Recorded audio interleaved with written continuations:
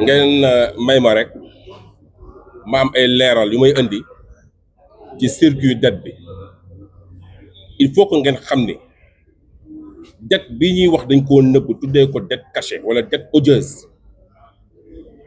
Rapport Cour des comptes dafa wax ni ci banque primaire yi lañ ko contracté, ce qui veut dire que xaalis bi dafa jóge ci banque primaire yi dugg ci ay compte état occulte et compte yoo xam ne teguwul ci yoon te loolu noonu banque ba xam na ko, ña ko contracté xam nañ ko.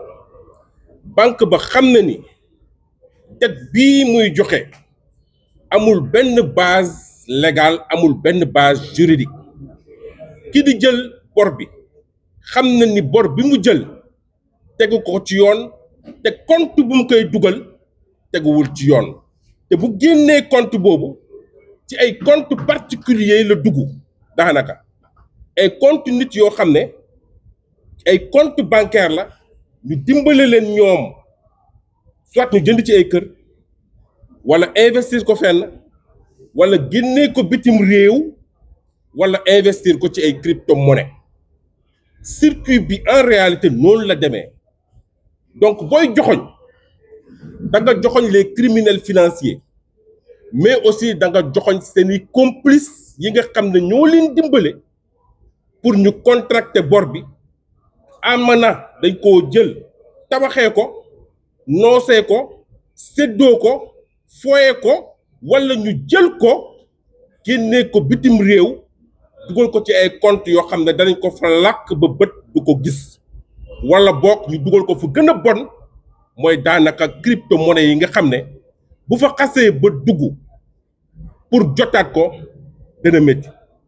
Muy mel ni dañ ñëw complot parce que banque primaire yi fi ne au lieu que ñu tegu sur des bases légales transparentes dañoo préférer associer wala lënkoo ak ay criminels financiers au détriment du contribuable sénégalais bi nga xam ne moo ko war a fay.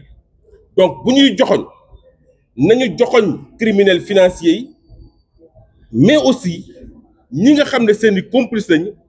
Ñu ngi interpeller banque centrale, ñu ngi interpeller UEMOA, ñu ngi interpeller Gafi parce que en réalité dafa am corruption, dafa am blanchiment d'argent, dafa am détournement de fonds publics te ki ko def ak complice bi mu àndal ñoom ñëpp yoon war naa mën a tegu seen kaw. Moo tax dama ne cette dette est certaine. Waaw, c'est une dette certaine parce que dañ koo contracté mais sa validité, son exigibilité juridique pose problème. Moo tax tey ñun ñi nga xam ne dañoo yàgg xeex ak yelleefu clients yi ci banques yi ñoo ngi door a comprendre pourquoi banques yi mënuñu respecter sénégalais yi, pourquoi banques yi mënuñu respecter suñuy entreprise. Lépp c'est parce que ku la ëmbal sa sutura, ku la ëmbal sa sakkal ëmbal la sutura, ku lay aali bët gët moo lay wan fi ngay xool. Moo tax jooyanti bi entreprise yi di jooyanti, clients yi di ko jooyanti chaque jour ci pratique bancaire yi. Tey l'histoire nous a donné raison que ñun lañ fa am amuñu fi ay banques, ay délinquants lañu am. Amuñu fi ay autorités publiques, amuñu fi woon ay autorités publiques mais ay criminels financiers la ñu am yoo xam ne dañ doon def lépp pour luubal xaalisu Sénégal. Donc pour comprendre ce problème, il est tout à fait évident qu'il faudra d'abord maîtriser le circuit de cette dette. Parce que la Cour des comptes a fait des révélations fracassantes. La dette cachée ou sur la dette odieuse. Cette dette vient particulièrement des banques primaires, c'est-à-dire des banques de second rang que nous avons ici au niveau national. Ces banques, de connivence avec des criminels financiers, ont mis en péril ce pays. Parce que là, cette dette, en réalité, a quitté les banques pour des comptes occultes créés par des autorités étatiques.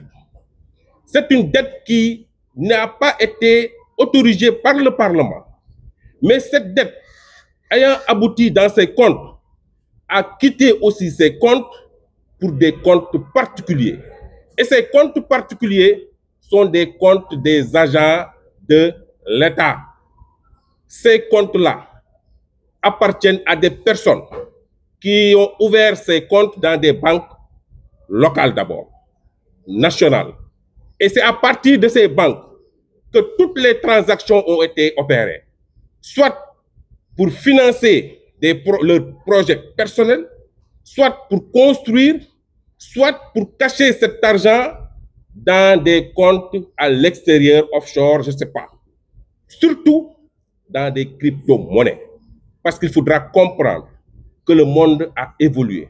Le monde avance à grands pas. C'est un monde qui est en train de se virtualiser avec les crypto-monnaies. Donc, il nous sera extrêmement difficile de recouvrer cet argent, surtout s'il est vraiment injecté dans les crypto-monnaies. Autant nous devons indexer les criminels financiers qui ont été à l'origine de ce fait, autant nous devons aussi incriminer les banques complices qui, en toute illégalité, ont été contractantes de cette dette odieuse. Cette dette est certaine, mais son exigibilité juridique pose réellement problème. C'est pourquoi nous nous sommes associés avec la GOT dans ce combat. Nous sommes engagés dans ce combat pour alerter la Banque centrale, alerter l'UEMOA, alerter Gafi, parce qu'il s'agit de corruption, de blanchiment d'argent et de détournement de fonds publics. C'est pourquoi nous sommes venus ici pour exprimer notre malaise, notre frustration et évoquer aussi des propositions allant dans le sens de ne pas payer cette dette odieuse par l'État, par le contribuable sénégalais qui souffre énormément de cette dette. Je vous remercie.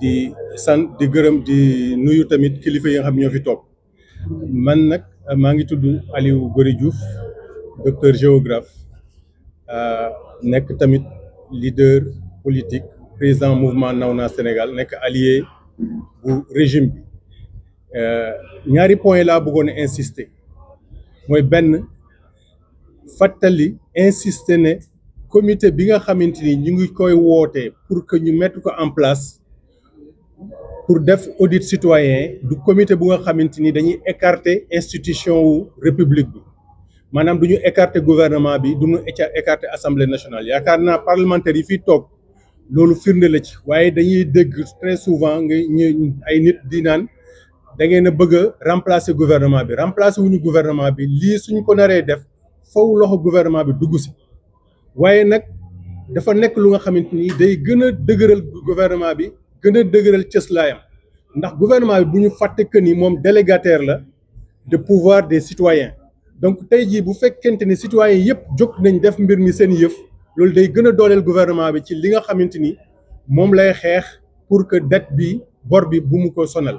ñaareelu point bi ma bëgg a insister mooy fi ñu toll li ñuy fay si bor am na doole am doole bu nga xamante ni bu ñu ko bàyyee mu wéy li gouvernement bi war a def ci wàllu mbay mi ci wàllu wér-gu-yaram ci wàllu éducation ci wàllu infrastructure doot ko mënati def te su boobaa kon mooy lan ñun dañuy toog place bi ñu toog du ñu continuer di am progrès loolu tamit nag yaakaar naa ne waruñu mën a jël droit économique et sociaux yu askan bi di ko méngale ak fay boru ñeneen moo waral nag ñu ne dañuy mettre en place comité bi su toogee dina càmbar xool ban dette moo nekk lu nga xamante ni bu dagan la ak dette bi nga xamante ni dafa xaram te jaarul ci assemblée nationale li xaram nag ñu teg ko fële li nga xamante ni dagan na ñu fay ko li ñu waroon a fayee li xaram ñu jël ko def ko ci suñu santé éducation ak yeneen lii daal laa bëggoon a wax si gàttal comme ay kàddu di leen jaajëfal bu baax.